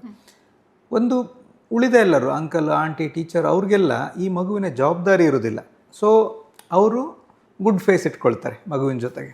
ಸೊ ಹಾಗಾಗಿ ಅವರು ಮಗುವಿನ ಜೊತೆ ಚೆನ್ನಾಗೇ ಮಾತಾಡ್ತಾರೆ, ಮಗುಗೆ ಅವ್ರ ಜೊತೆಗೆ ಮಾತಾಡೋಕ್ಕೆ ಕಂಫರ್ಟು. ಅದೇ ಅಪ್ಪ ಅಮ್ಮನ ಹತ್ರ ಆದ ತಕ್ಷಣ ಅಪ್ಪ ಅಮ್ಮನಿಗೆ ಒಂದು ಮಗುವಿನ ಜೊತೆಗೆಲ್ಲ ಟೇಕನ್ ಫಾರ್ ಗ್ರಾಂಟೆಡ್ ಥರಕ್ಕೆ ಮಾತಾಡ್ಬೋದು, ಬೇಗ ರಿಯಾಕ್ಟ್ ಮಾಡ್ಬೋದು. ಈಗ ಅಮ್ಮ ಏನೋ ಕೆಲಸ ಮಾಡ್ತಾಯಿದ್ರೆ ಮಗು ಹೇಳಕ್ಕೆ ಬಂದರು, ಅದೇನು ಹೇಳ್ತೀಯ ಬೇಗ ಹೇಳು, ನಾನು ಕೆಲಸ ಮಾಡ್ತಾಯಿದ್ದೀನಿ, ಅಥವಾ TV ನೋಡ್ತಾ ಇದ್ದೀನಿ, ಈಗಲೇ ನಿನ್ಗೆ ಮಾತಾಡಬೇಕಾ? They would have stopped. But ಉಳಿದ ವ್ಯಕ್ತಿಗಳೇನಿದ್ದಾರಲ್ಲ ಅವರು ಈ ಮಗುವಿನ ಜೊತೆಗೆ ಸಿಗುವಂಥ ಸಮಯ ಕಡಿಮೆ. ಸೊ ಸಿಕ್ಕಾಗ ಅವರು ತುಂಬ ಚೆನ್ನಾಗಿ ಮಾತಾಡ್ತಾರೆ. ಅದಕ್ಕೆ ರಜೆಗೆ ಬಂದ ಚಿಕ್ಕಮ್ಮ ಅಥವಾ ರಜೆಗೆ ಬಂದ ಅತ್ತೆ ಅಥವಾ ಶಾಲೆಯಲ್ಲಿ ಮಾತ್ರ ಸಿಗುವಂತಹ ಫ್ರೆಂಡ್ಸು ಅವರೆಲ್ಲ ಎಷ್ಟು ಚೆನ್ನಾಗಿ ನನ್ನನ್ನು ಅರ್ಥ ಮಾಡ್ಕೊಳ್ತಾರೆ, ನಮ್ಮ ಅಮ್ಮ ನಮ್ಮಪ್ಪ ನಮ್ಮನ್ನು ಅರ್ಥ ಮಾಡ್ಕೊಳ್ಳಲ್ಲ ಅಂತ ಮಕ್ಕಳಿಗೆ ಅನ್ಸೋಕ್ಕೆ ಶುರುವಾಗುತ್ತೆ. ಯಾರ ಜೊತೆಗೆ ಹೆಚ್ಚು ಸಮಯ ನಾವು ಕಳೀತೇವೆ ಅಲ್ಲಿ ಈ ಪ್ರಾಬ್ಲಮ್ ಬಂದೇ ಬರುತ್ತೆ. ಅವರಿಗೆ ನಾವು ಅರ್ಥ ಆಗ್ತಿಲ್ಲ ಅಂತ ಅನಿಸ್ತಿರುತ್ತೆ. ಯಾರಿಗೆ ನಮ್ಮ ಮೇಲೆ ಜಾಸ್ತಿ ಜವಾಬ್ದಾರಿ ಇದೆಯೋ ಅವರನ್ನು ಅರ್ಥ ಮಾಡ್ಕೊಳಕ್ಕೆ ನಾವು ಸ್ವಲ್ಪ ತಡ ಮಾಡ್ತೇವೆ. ಬಾಕಿಯವರೆಲ್ಲ ನನ್ನ ಅರ್ಥ ಮಾಡ್ಕೊಳ್ತಾರೆ, ನನ್ನ ಜೊತೆಗಿದ್ದವರೇ ನಮ್ಮ ಮನೆಯವ್ರು ನನ್ನ ಅರ್ಥ ಮಾಡ್ಕೊಳ್ಳಲ್ಲ ಅಂತ ಅನಿಸ್ತದೆ. ಆದರೆ ನಮ್ಮ ಮನೆಯಲ್ಲಿರೋರಿಗೆ ನಮ್ಮ ಜವಾಬ್ದಾರಿ ಹೆಚ್ಚಿದೆ. ಆ ಹೆಚ್ಚು ಜವಾಬ್ದಾರಿಯನ್ನು ತೋರಿಸ್ಲಿಕ್ಕೆ ದೇ ಮೈಟ್ ಆ್ಯಕ್ಟ್ ರೂಡ್ ಅಲ್ವಾ? ಈಗ ಒಂದು ಮಗು ಏನೋ ಒಂದು ವಿಶೇಷ ಪ್ರಯತ್ನ ಮಾಡಬೇಕು ಅಂತ ಹೊರಟಾಗ ಅಮ್ಮನಿಗೆ ಆತಂಕ ಇರುತ್ತೆ, ಇವಳಿಂದ ನಿಜವಾಗ್ಲೂ ಆಗುತ್ತಾ, ಅಲ್ಲಿ ಹೋಗಿ ಏನಾದ್ರು ಎಡವಟ್ ಮಾಡ್ಕೊಂಡು ಬರ್ತಾಳ ಅಂತ ಆ ಆತಂಕ ತೋರಿಸ್ತಾಳೆ. ಯಾಕಂದರೆ ತಾಯಿಗೆ ಅವಳು ಎಡವಟ್ ಮಾಡ್ಕೊಂಡು ಬಂದರೆ ಅದನ್ನು ಸಮಾಧಾನ ಮಾಡೋ ಜವಾಬ್ದಾರಿ ಇದೆ. ಅವಳು ಆತಂಕ ತೋರಿಸೋದು, ಇವಳಿಗೆ ಸಿಟ್ಟು ಬರುತ್ತೆ, ನಮ್ಮಮ್ಮ ಯಾವಾಗಲೂ ನಾನು ಡೌಟ್ ಮಾಡ್ತಾಳೆ ಅಂತ. ಅದೇ ಇನ್ಯಾರೋ ಆಂಟಿ ಹತ್ರ ಹೇಳಿದಾಗ ಅವ್ರಿಗೆ ಆ ಜವಾಬ್ದಾರಿ ಇಲ್ಲ, ವಾವ್ ಗುಡ್ ಮಾಡು, ಏನೆಲ್ಲ ಮಾಡ್ತಿದೆಯಲ್ಲ ನೀನು ಅಂತಾರೆ. ಸೊ ಅವ್ರಿಗೇನಿಸುತ್ತೆ ಅಂದರೆ ನನಗೆ ಬೇರೆಯವರು ನನ್ನ ಮೇಲೆ ಕಾನ್ಫಿಡೆನ್ಸ್ ತೋರಿಸ್ತಾರೆ, ನಾವು ಅಮ್ಮನಿಗಿಲ್ಲ ನನ್ನ ಅಪ್ಪನಿಗಿಲ್ಲ ಅಂತ. ಸೊ ಈ ಸಣ್ಣ ಡಿಫ್ರೆನ್ಸನ್ನು ಅಪ್ಪ ಅಮ್ಮ ಅರ್ಥ ಮಾಡಿಕೊಂಡ್ರೆ ಅವರು ಮಗು ನಮ್ಮನ್ನು ಹೇಟ್ ಮಾಡ್ತಾ ಇದೆ, ಬೇರೆಯವ್ರ ಹತ್ರ ಶೇರ್ ಮಾಡ್ತಾ ಇದೆ ಅನ್ನುವ ತಿಳ್ಕೊಳ್ಳುವ ಅವಶ್ಯಕತೆ ಇಲ್ಲ. ಜೊತೆಗೆ ನಾವು ಮಗು ಹೇಳುವಾಗ ಕೇಳಿಸ್ಕೊಳ್ಳೋಣ. First let child complete. ಅದು ಹೇಳೋದಕ್ಕಿಂತ ಮುಂಚೆ ಈಗ ಬೇಡ, ಅದು ನೀನು ಬರೀ ಇದೇ ಮಾಡ್ತೀಯ ಅಂಥೇಳಿ ತುಂಬ ಬೇಗ ರಿಯಾಕ್ಟ್ ಮಾಡ್ತೇವೆ, ಇಂಪಲ್ಸಿವ್ ಆಗಿ ಸ್ಟಾಪ್ ಮಾಡ್ತೇವೆ. ಅಥವಾ ಮಗುವನ್ನು ಸಂಪೂರ್ಣ ಕೇಳಿಸ್ಕೊಳ್ಳದೆ ಮಗುವಿನ ಪರಿಶ್ರಮ ಅಥವಾ ಮಗುವಿನ ಶಕ್ತಿ ಬಗ್ಗೆ ನಾವು ಅನುಮಾನ ಮಾಡ್ತೇವೆ. ಅದು ಮಾಡೋದು ಬೇಡ. ಅದನ್ನು ನಾವು ಚೇಂಜ್ ಮಾಡಿಕೊಂಡ್ರೆ ಆ ಮಗುವಿಗೆ ಒಂದು ನಂಬಿಕೆ ಬರ್ತದೆ, ನಾನು ನನ್ನ ಮನಸ್ಸಿಗೆ ಅನಿಸಿದ್ದನ್ನು ಅಪ್ಪ ಅಮ್ಮನ ಹತ್ರ ಹೇಳ್ಬೋದು, ನಮ್ಮ ಮನೆಯಲ್ಲಿ ಒಂದು ಆರೋಗ್ಯಕರ ಚರ್ಚೆ ಆಗುತ್ತೆ, ಅದರ ನಂತರ ನಾವು ನಿರ್ಧಾರ ತಗೊಳ್ಬೋದು. ಯಾವಾಗಲೂ ಅವರು ಬೇಡ ಅಂತಾರೆ ಅಂತ ಇಲ್ಲ ಅಂತ ಅವ್ರಿಗೂ ಧೈರ್ಯ ಬರುತ್ತೆ. ಕರೆಕ್ಟ್. ನಾನು ನೆಕ್ಸ್ಟ್ ಪ್ರಶ್ನೆ ಅದನ್ನೇ ಹಾಕೊಂಡಿದ್ದೇನೆ, ಅದಕ್ಕೆ ಉತ್ತರ ಕೊಟ್ಬಿಟ್ರಿ. ಇದೇ ಪ್ರಶ್ನೆ, ಒಂದು ಡೆಮಾಕ್ರೆಟಿಕ್ ಚರ್ಚೆ ಅಂದರೆ ನನಗೆ ವಾಯ್ಸ್ ಇದೆ ನನ್ನ ಮನೆಯಲ್ಲಿ, ನಾನು ಹೇಳ್ಕೊಳ್ಬೋದು ಅಂತ. ಈ ಪರಿಸ್ಥಿತಿ ಇದ್ದಾಗ ಒಂದು ಹುಡುಗಿ ಬಂದು ಅಮ್ಮನ ಹತ್ರ ಹೇಳ್ತಾಳೆ, ಅಮ್ಮ ನನಗೆ ಇವತ್ತೊಂದು ಹುಡುಗ ಲವ್ ಲೆಟರ್ ಕೊಟ್ಟ ಅಂತ ಹೇಳ್ಕೊಳ್ತಾಳೆ. ಒಂದು ಹುಡುಗ ಬಂದು ಅವ್ರ ಅಪ್ಪ ಅಮ್ಮನ ಹತ್ರ ಹೇಳ್ತಾರೆ, ಅಪ್ಪ ನನಗೆ ಇವತ್ತು ನನ್ನ ಫ್ರೆಂಡ್ಸ್ ಎಲ್ಲ ಫೋರ್ಸ್ ಮಾಡಿ ಸ್ಮೋಕ್ ಮಾಡು ಅಂತ ಹೇಳಿದರು, ನಾನು ಎಷ್ಟು ಬೇಡ ಅಂದರೂ ನನ್ನ ಬಾಯಲ್ಲೇ ಇಟ್ಟರು ಅಂತ ಹೇಳ್ಕೊಳ್ಳುವ ಒಂದು ಮುಕ್ತ. ನೀವಾಗಲೇ ಹೇಳ್ತಾ ಇದ್ರಿ ಶ್ರುತಿ ಲಹರಿ ಅಂತೇಳಿ, ಅಂದರೆ ಆ ಮಕ್ಕಳ ಮನಸ್ಸಿನಲ್ಲಿ ಇರುತ್ತೆ, ಇವತ್ತು ಫ್ರೆಂಡ್ಸ್ ಎಲ್ಲ ಫೋರ್ಸ್ ಮಾಡಿ ನನಗೆ ಈ ಹ್ಯಾಬಿಟ್ ಮಾಡಿಸಿದ್ರು, ಆದರೆ ಮನೆಯಲ್ಲಿ ಹೋದ ತಕ್ಷಣ ನೀನು ಅಲ್ಲಿ ಯಾಕೆ ಹೋಗಿದ್ದೆ, ನೀನು ಅವ್ರ ಜೊತೆ ಯಾಕೆ ಹೋಗಿದ್ದೆ ಅಂತ ಕೇಳಿಬಿಟ್ರೆ ಅಂತ ಭಯ ಬಂದುಬಿಟ್ರೆ ಅವ್ನು ಹೇಳೋದೇ ಇಲ್ಲ ಅದನ್ನು, ಅಲ್ವಾ? ಈಗ ನನಗೆ ಅವನೊಬ್ಬ ಲವ್ ಲೆಟರ್ ಕೊಟ್ಟ ಅಂತ ಹೇಳಿದ ತಕ್ಷಣ ಅಮ್ಮ ನೀನೇನೋ ಮಾಡಿರ್ತೀಯ, ನೀನು ಅವನ ಹತ್ರ ಯಾಕೆ ಅಷ್ಟು ಕ್ಲೋಸ್ ಆಗಿದ್ದೆ, ಅವನಿಗೆ ಅಷ್ಟು ಧೈರ್ಯ ಹೆಂಗೆ ಬಂತು ಅಂತ ನನ್ನನ್ನು ಅನುಮಾನಿಸ್ಬಿಡ್ತಾರೆ ಅಂತ ಹೇಳಿದರೆ ಅವಳು ಹೇಳೋದೇ ಇಲ್ಲ ಅದನ್ನು. ಕರೆಕ್ಟ್. ಬಟ್ ಅದರ ಪರಿಣಾಮ ನಾವು 3 ವರ್ಷದ ನಂತರ ನೋಡ್ತೇವೆ. ನಿಜ ನಿಜ. ಸೊ ಈ ರೀತಿಯಾಗಿ ಪೋಷಕರು ಸ್ವಲ್ಪ ಆ ಮಗು ಹೇಳುವುದನ್ನು ಸಂಪೂರ್ಣವಾಗಿ ನಾನ್ ಜಡ್ಜ್ಮೆಂಟಲ್ ಆಗಿ ಕೇಳಿಸ್ಕೊಳ್ಳೋಕ್ಕೆ ಶುರು ಮಾಡಿದರೆ ಹೊರಗಿನವ್ರ ಹತ್ರ ಹೇಳ್ತಾರೋ ಬಿಡ್ತಾರೋ ಅಪ್ಪ ಅವನ ಹತ್ರ ಹೇಳ್ತಾರೆ. ಅದಕ್ಕೊಂದು ಸಮಯ ಮಾಡ್ಕೊಳ್ಬೇಕಷ್ಟೆ. ಹೌದು. ಇನ್ನು ಮಕ್ಕಳಲ್ಲಿ ಸಹಜವಾಗಿ ಒಂದು ಕುತೂಹಲ ಇದ್ದೇ ಇರುತ್ತೆ, ಪ್ರತಿಯೊಂದಕ್ಕೂ ಪ್ರಶ್ನೆ ಕೇಳ್ತಾ ಇರ್ತಾರೆ. ನೀವು ಆಗ್ಲೇ ಹೇಳಿದ್ರಿ ಸಣ್ಣವ್ರು ಇರ್ತಾ LKG UKG ಇದ್ದಾಗ ಮಾತಾಡ್ತಿದ್ರು, ಪ್ರಶ್ನೆ ಕೇಳ್ತಾ ಇದ್ರು. ಈಗ ಮಾತು ಬಿಟ್ಟಿದ್ದಾರೆ ಅಂತ ಹೇಳಿದ್ರೆ ಏನೋ ಒಂದು ಗ್ಯಾಪ್ ಆಗಿದೆ, ಅದು ಕೇಳಿಸ್ಕೊಳ್ಳೋ ಕಿವಿ ಇಲ್ಲ ಅಂತ ಅವರೇ ಸುಮ್ಮನಾಗ್ಬಿಟ್ಟಿದ್ದಾರೆ. ಸೊ ಮಕ್ಕಳು ಆ ಥರ ಮಾತನ್ನ ಮುಂದುವರಿಸ್ಬೇಕು. ಪ್ರಶ್ನೆ ಕೇಳಿದಾಗ ನಮಗೆ ಕಿರಿಕಿರಿ ಆಗತ್ತೆ. ನಾವು ಕೂಡ ಸಣ್ಣವ್ರು ಇರ್ತಾ ನಾವು ಇದೇ ತರ ಪ್ರಶ್ನೆ ಕೇಳಿ ಬೆಳೆದವರು, ಬಟ್ ಇವಾಗ ನಮ್ಮ ಮಕ್ಳು ಕೇಳ್ಬೇಕಾದ್ರೆ ನಮಗೆ ಕಿರಿಕಿರಿ ಅನ್ಸುತ್ತೆ. ಸೊ ಮಕ್ಕಳು ಪ್ರಶ್ನೆ ಕೇಳ್ಬೇಕಾದ್ರೆ ಪೇರೆಂಟ್ಸ್ ಅದನ್ನ ಹೆಂಗ್ ಸ್ಪಂದಿಸ್ಬೇಕು? ಅವ್ರ ಪ್ರಶ್ನೆಗಳಿಗೆ ಬಾಯಿ ಮುಚ್ಚಿ ಕುತ್ಕೋ ಅನ್ಬೇಕಾ ಅಥವಾ ಅವ್ರಿಗೆ ಇನ್ನೂ ಪ್ರೋತ್ಸಾಹ ಮಾಡಬೇಕಾ? ಎಸ್, ಇನ್ಫ್ಯಾಕ್ಟ್ ಕೆಲವು ಅಧ್ಯಯನಗಳ ಪ್ರಕಾರ ಒಂದು ಶಾಲೆಗೆ ಅಂತ ತಲುಪುವ ಮುಂಚೆ ಪ್ರತಿ ಮಗು ಯೋಚನೆ ಮಾಡುವ ರೀತಿ ವಿಭಿನ್ನವಾಗಿರ್ತದಂತ. 98% ಮಕ್ಕಳು ವಿಭಿನ್ನವಾಗಿ ಯೋಚನೆ ಮಾಡ್ತಿರ್ತಾರೆ ಮತ್ತು ಪ್ರತಿಯೊಂದನ್ನು ಪ್ರಶ್ನಿಸಿ ಅದ್ಯಾಕೆ ಹಾಗೆ, ಅದ್ಯಾಕೆ ಹೀಗೆ, ಇದ್ಯಾಕೆ ಹಾಗೆ ಅಂತ ಯೋಚನೆ ಮಾಡಿಕೊಂಡೇ ಅವರ ಮಿದುಳು ಕಾನ್ಸ್ಟೆಂಟ್ ವರ್ಕ್ ಮಾಡ್ತಾ ಇರುತ್ತೆ. ಯಾಕಂದರೆ ಅವ್ರಿಗೆಲ್ಲದು ಆಶ್ಚರ್ಯ. ಒಂದು ವಯಸ್ಸಿನ ನಂತರ ನಾವು we start believing as it is ಅಲ್ವಾ. ಒಂದು ವಾತಾವರಣದಲ್ಲಿ ಇರೋದನ್ನೆಲ್ಲ ಪ್ರಶ್ನೆ ಮಾಡಿ ಅರ್ಥ ಮಾಡ್ಕೋಬೇಕು. ಯಾಕಂದರೆ ಅದು ಮೊದಲ ಬಾರಿ ಕಲಿತಾ ಇದೆ ಮಗು. ಪೋಷಕರಿಗೆ ಏನು ಅನಿಸುತ್ತೆ ಅಂದರೆ ಇದನ್ನು ನೆನ್ನೆ ಹೇಳಿದ್ದೀನಲ್ಲ, ಮೊನ್ನೆ ಹೇಳಿದ್ದೀನಲ್ಲ, ಓದುವಾರ ಅಷ್ಟೇ ಹೇಳಿದ್ದೀನಲ್ಲ, ಬೆಳಗ್ಗೆ ಹೇಳಿದ್ದೀನಲ್ಲ ಅಂತ ಇವ್ರಿಗೆ ಅನಿಸುತ್ತೆ. ಆದರೆ ಪೋಷಕರಿಗೆ ಈ ಮಕ್ಕಳು ಪ್ರಶ್ನೆ ಕೇಳೋದು ಎಷ್ಟು ಮುಖ್ಯ ಅಂತಂದರೆ, ಒಂದು ಅಲ್ಲಿ ಆಲೋಚನಾ ಶಕ್ತಿಯನ್ನು ನಾವು ಬೆಳೆಸ್ತಾ ಇದ್ದೇವೆ. ಎರಡನೇದು ಆ ರಿಪಿಟೇಷನ್ಸ್ ಇದೆಯಲ್ಲ, ಬಾರಿ ಕೇಳುವಂಥದ್ದು, ಅದು ಆ್ಯಕ್ಚುಲಿ ಅವರ ಮಿದುಳಿಗೆ ಅದು ಸಮಾಧಾನ ಕೊಡ್ತದೆ. They learn by repetitions. ನಮಗನ್ಸ್ಬೋದು ಕೇಳಿದ್ದನ್ನೇ ಅವ್ನು ಕೇಳ್ತಿದ್ದಾನೆ, ಹೇಳಿದ್ದನ್ನೇ ಹೇಳ್ತಿದ್ದಾನೆ ಅಂತ. ಆ್ಯಕ್ಚುಲಿ ಅವರು ರಿಜಿಸ್ಟರ್ ಮಾಡ್ಕೊಳ್ತಾ ಇದ್ರು. ಓ ಇದು ಹೀಗಾದರೆ ಹೀಗೆ, ಓ ಇದು ಈ ಬಣ್ಣ ಯಾಕಂದರೆ ಹೀಗೆ, ಇದು ಯಾಕೆ ತಿರುಗ್ತದಂದರೆ ಅದ್ರ ಹಿಂದೆ ಇದು ಕೆಲಸ ಮಾಡ್ತಾ ಇರ್ತದೆ ಅಲ್ವಾ ಅಪ್ಪ ಅಂತ ಮತ್ತೆ ನಮ್ಮನ್ನು ಕೇಳ್ತಾರೆ. ಆದರೆ ಅವರು ಅಲ್ಲಿ ಒಳಗೆ ರಿಜಿಸ್ಟರ್ ಮಾಡ್ಕೊಳ್ತಾ ಇದ್ದಾರೆ. ಸೊ ನಮ್ಗೆ ಅವರು ಎಷ್ಟೇ ಪ್ರಶ್ನೆ ಕೇಳಿ ನಮಗೆ ತಾಳ್ಮೆ ಇದ್ದ ಸೂತ್ರ ಕೊಡೋಣ. ನಾವೇನೋ ಬ್ಯುಸಿ ಆಗಿದ್ದೇವೆ, ಈಗ ಒಂದು ನಾನೇನೋ ಫೋನಲ್ಲಿದ್ದೀನಿ, ಮಗು ಬಂದು ಅಪ್ಪ ಅಪ್ಪ ಅಪ್ಪ ಅಪ್ಪ ಮಾಡ್ತದೆ, ನನಗನ್ಸುತ್ತೆ ಏನಾದ್ರು ಇಂಪಾರ್ಟೆಂಟ್ ಕಾಲಲ್ಲಿ ಇದ್ದೀನಿ ಆವಾಗಲೇ ಒಂದು ಪಿರಿಪಿರಿ ಅಂತ. ಆ್ಯಕ್ಚುಲಿ ಆಚೆ ಇಂಪಾರ್ಟೆಂಟ್ ಕಾಲ್ ಹೌದೋ ಅಲ್ಲೋ ಅಂತ ನಾವು ಯೋಚನೆ ಮಾಡಿದರೆ ಆ್ಯಕ್ಚುಲಿ ಇದು ಇಂಪಾರ್ಟೆಂಟ್ ಕಾಲ್ ಆಗಿರುತ್ತೆ. ಇನ್ಯಾರೋ ಫೋನ್ ಮಾಡಿರ್ತಾರೆ, ಅವರು ಯಾವುದೋ ಒಂದು ಅವರ ಅಗತ್ಯಕ್ಕೆ ತಕ್ಕಂಗೆ ಫೋನ್ ಮಾಡಿರ್ತಾರೆ, ಅವ್ರ ಕಷ್ಟಕ್ಕೆ ತಕ್ಕಂಗೆ. ಅವರು ನಮ್ಮ 1 ಗಂಟೆ ಸಮಯ 2 ಗಂಟೆ ಸಮಯ ತಗೊಳ್ತಾ ಇರ್ತಾರೆ. ಆ ಸಮಯದಲ್ಲಿ ಆ ಮಗು ನಮ್ಮನ್ನು ಏನೋ ಕೇಳ್ಕೋಬೇಕು ಅಂತ ಬಂದಿರುತ್ತೆ. ಮಗುಗೆ ಹೇಳ್ಬೋದು ಈ ಫೋನ್ ಕಾಲ್ ಮುಗಿಸಿ ನಿನ್ನ ಹತ್ರ ಮಾತಾಡ್ತೀನಿ ಅಂತ, ಅಥವಾ ಫೋನ್ ಕಾಲಲ್ಲಿ ಇರೋರಿಗೆ ಹೇಳ್ಬೋದು ನನ್ನ ಮಗು ಏನೋ ಕೇಳ್ತಾ ಇದೆ, ಒಂಚೂರು ಲೈನಲ್ಲಿ ಇರ್ತೀರಾ, ನಾನು ಮಾತಾಡ್ತೀನಿ ಅಂತ. ಆವಾಗ ಆ ಮಗುವಿನ ಕುತೂಹಲ ಹಾಗೇ ಉಳಿತದೆ. ಅವನು ಬಂದು ಹೇಳಿ ಹೋಗ್ತಾನೆ. ನಮಗನ್ಸುತ್ತೆ ಏನಂದರೆ ನಾನು ಮಾತಾಡ್ಲಿಕ್ಕೆ ಕೂತಾಗ, ನಾನು ಲ್ಯಾಪ್ಟಾಪಲ್ಲಿ ಕೆಲಸ ಮಾಡುವಾಗ, ನಾನು ಸೀರಿಯಲ್ ನೋಡುವಾಗಲೇ ಇವನು ಮಾತಾಡೋದು ಜಾಸ್ತಿ ಅಂತ. ಇನ್ಫ್ಯಾಕ್ಟ್ ಹೌದು, they want your attention when you are busy. But ಅವರು ನಿಮ್ಮ ಸುತ್ತನೇ ಇರಬೇಕು. ನೀವು ಅವ್ರ ಕಡೆ ಗಮನ ಕೊಡ್ತಿಲ್ಲ ಅಂತ ಅನ್ನಿಸ್ದಾಗ ಬಂದು ಏನೋ ಒಂದು ಪ್ರಶ್ನೆ ಹಿಡ್ಕೊಂಡು ಬರ್ತಾರೆ. So they want to make themselves feel safe that ನೀವು ಅವ್ರಿಗೆ ಗಮನ ಕೊಡ್ತಾ ಇದ್ದೀರಿ ಅಂತ. ಅವರ ಪ್ರಶ್ನೆಗಳಿಗೆ ಎಲ್ಲದಕ್ಕೂ ನಿಮ್ಮ ಹತ್ರ ಉತ್ತರ ಇರಬೇಕು ಅಂತ ಇಲ್ಲ. ಆದರೆ ಬಿ ಸಿನ್ಸಿಯರ್, ಪ್ರಾಮಾಣಿಕವಾಗಿರಿ. ಏನೋ ಒಂದು ಹೇಳಿ ಅವರ ಬಾಯಿ ಮುಚ್ಚಲಿಕ್ಕೆ ಹೋಗಬೇಡಿ. ಅಥವಾ ಏನೋ ಒಂದು ಹೇಳಿ ಅಂದರೆ ಮೇಡಮ್ ಹೇಳಿದ್ರು ಎದುರಿಸ್ಬಿಟ್ಟು ಬಾಯಿ ಮುಚ್ಕೋ, ಎಷ್ಟು ಪ್ರಶ್ನೆ ಕೇಳ್ತೀಯಾ, ನಿನ್ನ ಬಾಯಿ ಕಟ್ಗೆದಾಗಿದ್ರೆ ಒಡೆದೋಗ್ತಿತ್ತು, ಅದೆಷ್ಟು ಮಾತಾಡ್ತೀಯ, ಮಾರ್ಕ್ಸ್ ಇಲ್ಲ ಏನಿಲ್ಲ, ಮಾತಾಡೋಕ್ಕೊಂದಿದೆಯಾ. ಸೊ ಅಲ್ಲಿ ತಾತ್ಕಾಲಿಕವಾಗಿ ಅವರ ಬಾಯಿಯನ್ನು ಮುಚ್ಚಿಸ್ಲಿಕ್ಕೋಸ್ಕರ ನಾವು ಮುಂದಾಗ್ಬಿಟ್ರೆ ಆ ಮಗು ಆ್ಯಕ್ಚುಲಿ ಆ ಆಲೋಚನೆ ಶಕ್ತಿ, ಸೃಜನಶೀಲತೆ, ಆ ಪ್ರಶ್ನೆ ಕೇಳುವ ಪರಿ, ಇದು ಪೋಷಕರಿಗೂ ಶಿಕ್ಷಕರಿಗೂ ಅನ್ವಯ ಆಗ್ತದೆ. ಯಾಕಂದರೆ ನಮ್ಗೆ ಯಾರು ಪ್ರಶ್ನೆ ಕೇಳೋದು ಇಷ್ಟ ಆಗಲ್ಲ. ನಾನು ಹೇಳಿದಷ್ಟು ಮಾಡು, ನಾನು ಹೇಳ್ದಂಗೆ ಕೇಳು, ಎಷ್ಟು ಪ್ರಶ್ನೆ ಕೇಳ್ತೀಯ ಅಂಥೇಳಿ ಅವ್ರನ್ನ ಸ್ಟಾಪ್ ಮಾಡಿಬಿಡ್ತೀವಿ. ಇನ್ಫ್ಯಾಕ್ಟ್ ಇಡೀ ಶಿಕ್ಷಣ ನಾವು ಗಮನಿಸಿದರೆ ಅದು ಪ್ರಶ್ನೆ ಕೇಳೋದ್ರಿಂದನೇ ಮೂಲವಾಗಿ ಅದ್ರ ಮೇಲೆ ಡಿಪೆಂಡ್ ಆಗಿದೆ. ನಾವು ಪ್ರಶ್ನೆ ಕೇಳೋದು ನಿಲ್ಲಿಸ್ಬಿಟ್ರೆ ಅದು ನಾನು ಹೊಸತೇನೋ ಮಗು ಕಲಿಯಲ್ಲ, ನಾನು ಎಷ್ಟಿದೆ ಅಷ್ಟು ಕಲ್ತ್ಕೋ ಅಂತ ಹೇಳ್ಬಿಡ್ತೀವಿ. ಪ್ರಶ್ನೆ ಕೇಳಬೇಕು ಮಗು. ಪ್ರಶ್ನೆ ಕೇಳೋದು ನಿಲ್ಲಿಸಿದ ದಿನ, ಈಗ ನಾವು ದೊಡ್ಡವರಾಗಿ ಪ್ರಶ್ನೆ ಕೇಳೋದು ನಿಲ್ಲಿಸಿದ್ದೀವಲ್ವ, ಪ್ರಶ್ನೆ ಕೇಳೋದು ನಿಲ್ಲಿಸಿದ ದಿನ ನಾವು ಹೊಸದನ್ನು ಕಲಿಯೋದು ನಿಲ್ಲಿಸಿದ್ದೀವಿ ಅಂತ ಅರ್ಥ. ಹಾಗಾಗಿ ಮಕ್ಕಳು ಪ್ರಶ್ನೆ ಕೇಳಿ, ಅವ್ರು ಕೇಳಿದಷ್ಟು ದಿನ ನೀವು ಖುಷಿಯಾಗಿರಿ. ನಿಮಗೆ ಉತ್ತರ ಗೊತ್ತಿಲ್ಲ ಅಂದರೆ ಪ್ರಾಮಾಣಿಕವಾಗಿ ನಾನು ರೆಫರ್ ಮಾಡಿ ಹೇಳ್ತೇನೆ, ಅಥವಾ ಅಮ್ಮನ ಕೇಳಿ ಹೇಳ್ತೇನೆ, ನಿನ್ನ ಟೀಚರ್ನ ಕೇಳು, ಅವ್ರಿಗೆ ಉತ್ತರ ಗೊತ್ತಿರ್ಬೋದು, ಇಲ್ಲ ಒಂದು ಪುಸ್ತಕ ತೊಗೊಂಡು ಬಾ ಓದಿ ರೆಫರ್ ಮಾಡೋಣ ಅಂತ ಆ ಮಗು ಜೊತೆ ಕೂತ್ಕೊಂಡು ಆ ಪ್ರಶ್ನೆಗೆ ಉತ್ತರ ಹುಡುಕುವಂಥ ಅದ್ಭುತ ಕೆಲಸವನ್ನು ಆ ಸಮಯದಲ್ಲೇ ನಾವು ಮಾಡ್ಬೋದು. ಇದೆಲ್ಲ ಅವಕಾಶ ಇರೋದು ನೀವು ಮಕ್ಕಳಿಗೆ ಉತ್ತರ ಹೇಳಿದರೆ.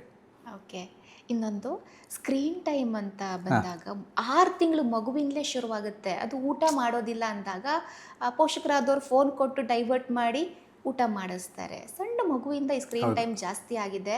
ನನಗನ್ಸುತ್ತೆ ನಾವೆಲ್ಲ ಅಂದರೆ ನಾವೇನು ತುಂಬ ಚೆನ್ನಾಗಿ ಚೈಲ್ಡ್ಹುಡ್ ಮಾಡಿದ್ದೀವಿ, ಜೆನ್ಸಿಗೆ ನಾವು ದೂರೋದು ಅಂತ ಏನೂ ಅಲ್ಲ. ಕಥೆಗಳನ್ನು ಓದ್ತಾ ಇದ್ವಿ, ಕಲ್ಪನೆ ಮಾಡ್ಕೊಳ್ತಾ ಇದ್ವಿ, ಆ ಕಲ್ಪನೆ ಶಕ್ತಿ ಜಾಸ್ತಿ ಇರ್ತಾ ಇರ್ತದೆ. ಯಾವಾಗ ನಾವು ಜಾಸ್ತಿ ಓದ್ತೇವೆ ನಮಗೆ ಅದು ಇಮ್ಯಾಜಿನೇಷನ್, ಪದಗಳ ಜೊತೆ ನಮ್ಮ ಕಲ್ಪನೆಗಳು ಹೋಗ್ಬಿಡುತ್ತೆ, ಭಾಷೆನೂ ನಮ್ದು ಚೆನ್ನಾಗಿ ಹೋಗುತ್ತೆ. ಸೊ ಆ ಎಲ್ಲ ಚಾನ್ಸಸ್ ಈಗಿನ ಮಕ್ಕಳಿಗೆ ಸ್ವಲ್ಪ ಕಡಿಮೆ ಇದೆ ಅಂತ ಅನ್ಸುತ್ತಾ ನಿಮಗೆ? ಖಂಡಿತ. ಪೋಷಕರಲ್ಲಿ ಒಂದು ವಿನಂತಿ ಆ್ಯಕ್ಚುಲಿ ಅಂದರೆ, ಏನು ಮಾಡೋದು ಸರ್, ಹಠ ಮಾಡುತ್ತೆ ಮಗು, ಏನು ಮಾಡಿದರೂ ಕೇಳಲ್ಲ, ನನಗೂ ಸಾಕಾಗಿರುತ್ತೆ, ಕೆಲಸ ಮಾಡಬೇಕಿರುತ್ತೆ, ಹೊರಗೂ ದುಡ್ದು ಬರ್ತೀನಿ, ಈ ಥರದ್ದೆಲ್ಲ ರೀಸನ್ಸ್ ಇರುತ್ತೆ. ಬಟ್ ಏನೇ ಆದರೂ ಮೊದಲ 2 ವರ್ಷ ಮಕ್ಕಳಿಗೆ ಸ್ಕ್ರೀನ್ ಟೈಮ್ ಬೇಡ, ಮೊಬೈಲ್ ಬೇಡ ಮೊದಲ 2 ವರ್ಷ. ಯಾಕಂದರೆ ಮಗುವಿನ ಮಿದುಳ ಬೆಳವಣಿಗೆ ಆಗ್ತಾಯಿದೆ, ಕನೆಕ್ಷನ್ಸ್ ಆಗ್ತಾಯಿದೆ. ಕ್ಷಣ ಕ್ಷಣದಲ್ಲಿ ಸಾವಿರಾರು ನೂರಾರು ನರಕೋಶಗಳು ಅವರು ಬೆಳವಣಿಗೆ ಆಗ್ತಾಯಿದೆ. ಆ ಸಮಯದಲ್ಲಿ ಅವರಿಗೆ ನಿಮ್ಮ ಸ್ಪರ್ಶ ಬೇಕು, ನಿಮ್ಮ ಮಾತು ಬೇಕು, ನಿಮ್ಮ ಕಥೆಗಳು ಬೇಕು, ನಿಮ್ಮ ಲಾಲಿ ಹಾಡು ಬೇಕು, ನೀವು ಅವ್ರ ಜೊತೆಗೆ ಆಟ ಆಡಬೇಕು, ನಿಮ್ಮ ಧ್ವನಿಗಳ ಏರುಪೇರುಗಳನ್ನು ಅವ್ರು ಅರ್ಥ ಮಾಡ್ಕೋಬೇಕು. ಸೊ 2 ವರ್ಷಕ್ಕೆ ಅವ್ರ ಮಿದುಳು ಏನಪ್ಪ ಕಲಿಯುತ್ತೆ ಅಂತ ನಿಮಗೆ ಅನಿಸ್ಬೋದು. ಆದರೆ ನಾವು ಅವ್ರ ಜೊತೆಗೆ ಮಾತಾಡೋದನ್ನು, ಬೇರೆ ಮಕ್ಕಳ ಜೊತೆಗೆ ಅವ್ರು ಮಾತಾಡೋದನ್ನು, ಕಥೆಗಳನ್ನು ಹೇಳೋದನ್ನು ನಾವು ಸ್ಕ್ರೀನ್ ಟೈಮಿಂದ ರೀಪ್ಲೇಸ್ ಮಾಡೋಕ್ಕೆ ಶುರು ಮಾಡಿಬಿಟ್ರೆ ಅವರ ಮಿದುಳು ಬೇಗ ಸುಸ್ತಾಗ್ತದೆ, ಭಾಷೆ ಕಲಿಯೋದಿಲ್ಲ. ಈಗ ಶ್ರುತಿಯವರು ಹೇಳಿದಾಗೆ ಮಕ್ಕಳಿಗೆ ಪದಗಳು ಬರ್ತಾಯಿಲ್ಲ. ಈಗ ನೀವು ಮಕ್ಕಳ ಹತ್ರ ಮಾತಾಡಿ ನೋಡಿ, ಒಂದು 2-3 ನಿಮಿಷ ನಿರರ್ಗಳವಾಗಿ ಮಾತಾಡ್ತಾರೆ ಅಂತ ಹೇಳೋಕ್ಕಾಗಲ್ಲ. ಕೆಲವೊಂದು ಮಕ್ಕಳು ಬ್ಲಿಂಕ್ ಮಾಡ್ತಾ ಇರ್ತಾರೆ, ಕಂಟಿನ್ಯೂಸ್ ಸ್ಕ್ರೀನ್ ನೋಡಿದ್ದು. ನೀವು ನಿಮ್ಮ ಹತ್ರ ತುಂಬ ಜನ ಬಂದಿರ್ಬೋದು, ಖಂಡಿತ. ಏನಾದರೂ ಎಕ್ಸಾಂಪಲ್ ಕೊಡ್ಬೋದಾ ಆ ಥರ ಅನುಭವ ಇದ್ದೀರಿ? ಅಲ್ಲ, ತುಂಬ ಸಾಮಾನ್ಯ ಆಗಿಬಿಟ್ಟಿದೆ ಈಗ ಮಕ್ಕಳು ಸ್ಕ್ರೀನ್ ಟೈಮ್ ನೋಡೋದ್ರಿಂದ. 2 ವರ್ಷಕ್ಕೆ ಸಲ್ಲದೆ ಅಂತಲೇ ಹೇಳ್ತೀವಿ. ಇನ್ನು ದೊಡ್ಡ ಮಕ್ಕಳಂತೂ ಹೇಗೆ ಹಠ ಮಾಡಿ ಕಿತ್ಕೊಂಡು ನೋಡ್ತಾರೆ.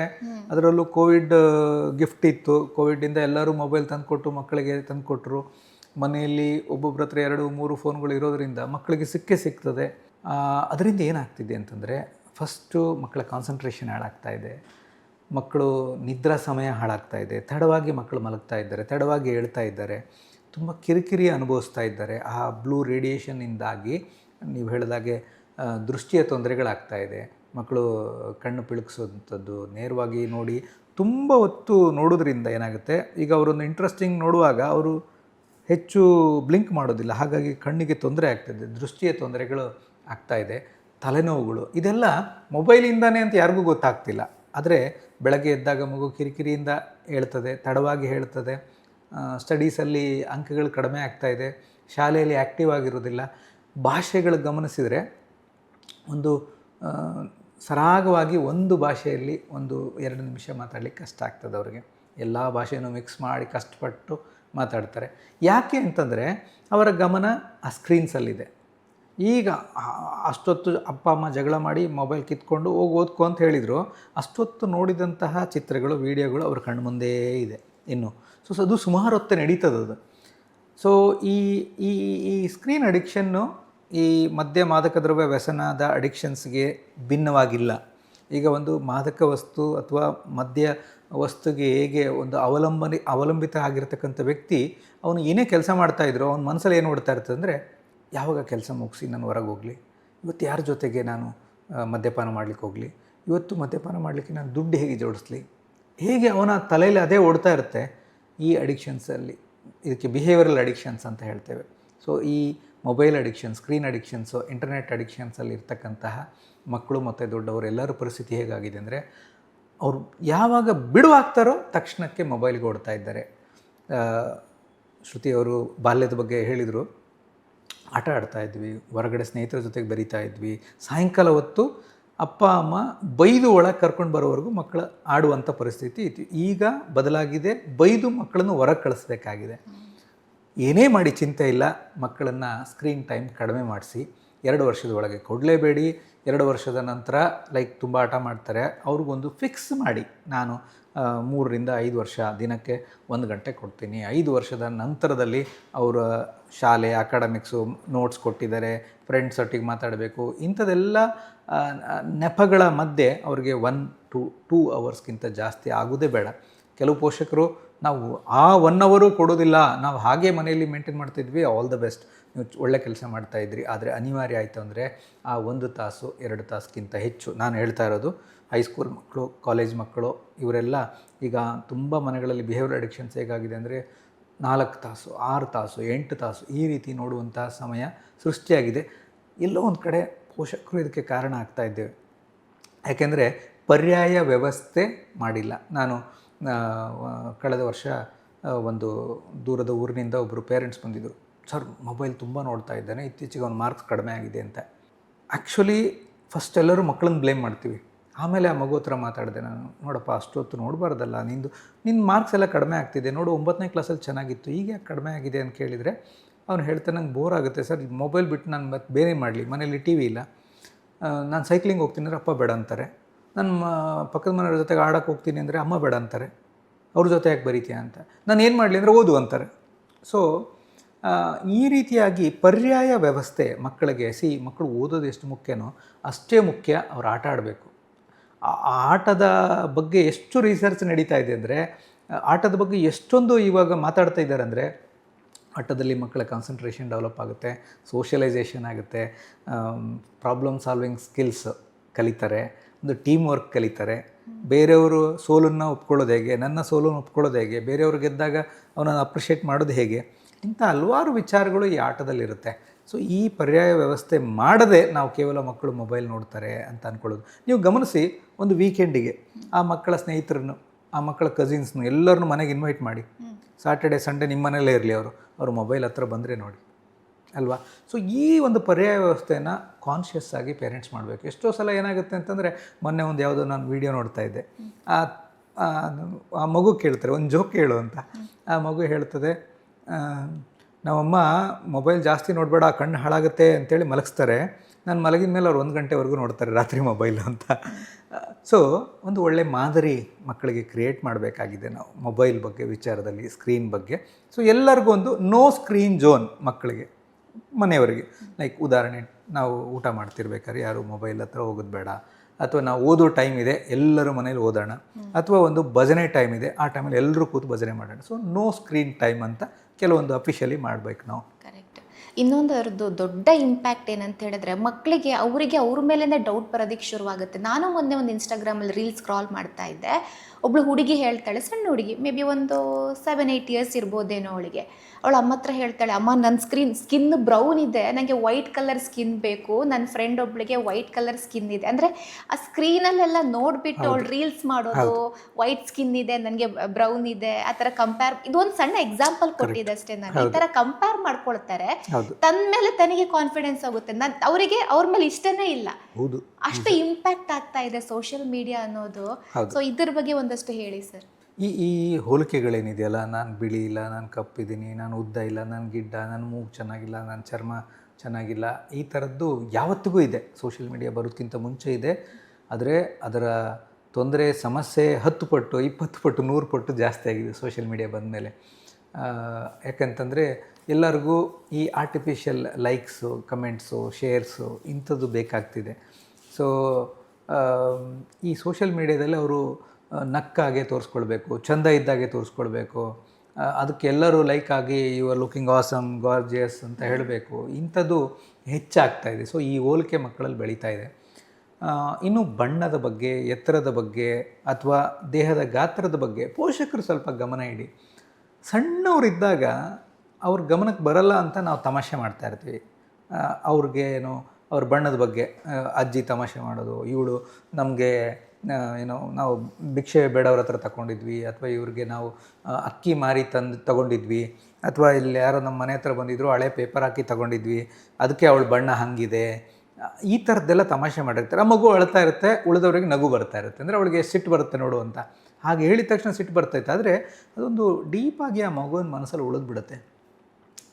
ತಾಯಂದ್ರ ಕಾಳಜಿ ಇರುತ್ತೆ. ಏನಂದರೆ ಅಯ್ಯೋ ನನ್ನ ಮಗಳು, ಅವ್ರಿಗೆ ಗೊತ್ತಿರಲ್ಲ, ಅವ್ರೇನಂದರೆ ಬೇರೆಯವ್ರ ಹತ್ರ ಹೇಳ್ತಾ ಇರ್ತಾರೆ, ಅಯ್ಯೋ ಇವಳು ಬಿಳಿ ಆಗಬೇಕು ಅಂತ ನಾನು ಎಷ್ಟೊಂದು ಕೇಸರಿ ತಿಂದಿದ್ದೆ, ಆದರೂ ಇವಳು ಡಲ್ ಆಗಿಬಿಟ್ಲು, ಇವಳಿಗೆ ಅವ್ರ ಅಪ್ಪನ ಕಲರ್ ಬಂದುಬಿಟ್ಟಿದೆ, ಈ ಥರದ ಮಾತುಗಳು.